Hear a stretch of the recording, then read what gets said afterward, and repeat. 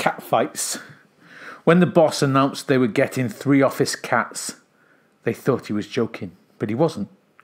2 days later, a tabby, a blue and a tortoise shell were introduced into the open plan, much to the excitement of 96% of the room. Kylie loved the idea. In her opinion, cats were the cutest things on earth. Dogs, babies, ducklings have nothing on cats in the cuteness stakes. So Kylie was like the cat that got the cream, or the cream that got the cat. The 3 kittens were shy at first, but soon became playful. They were the cutest, funnest little things you can imagine.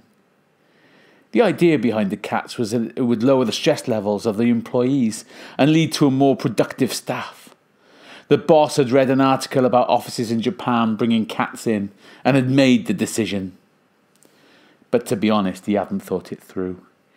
Each cat had its problems. Tabby was an incontinent little thing.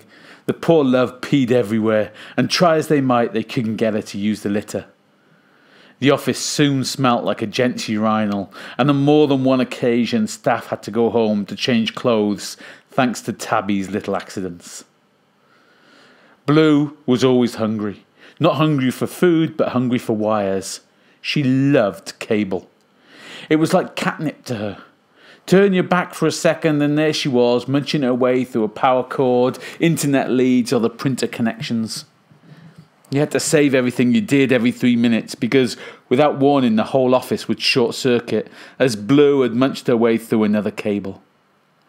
As for Tortoise, well, she was just loud. She yelled at everything and everyone. She had the body of a kitten, but the roar of Susan Boyle. But if the cats were misbehaving, that was nothing compared to the staff.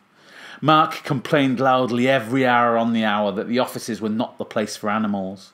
While Maisie was putting catnip in her pockets to attract the cats to her, there she was with cats on her lap and on her desk, whereas the rest of the staff, except Mark, were left jealously admiring from afar. So one lunchtime, with Maisie out of the office, Kylie grabbed her chance, grabbed Blue and plonked her on her lap, enjoying the purring cat falling asleep on her. It turned out to be true. She was less stressed and more productive with a sleeping kitten on her lap. But when Maisie came back, she exploded. "What's my cat doing on your lap?" she roared, even louder than Tortoise. "It's not your cat, Maisie," Kylie said, stroking Blue. "Well, she's not yours either, and she likes me more." Jesus, it was like being in school. "See, and this is why we shouldn't have cats," Mark said with predictable timing.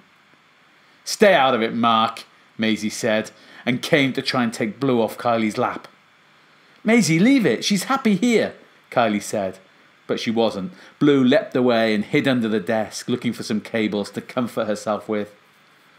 "Look what you've done," Maisie screamed, and the thwack reverbed around the office. Kylie recoiled, holding her face and doing that thing where you look at your hand for evidence of damage when it's the face that's injured. "You bitch," Kylie growled, and stalked forward like a cat ready to pounce. Luckily, Mark and Jonah managed to separate the 2 women before blood was spilt.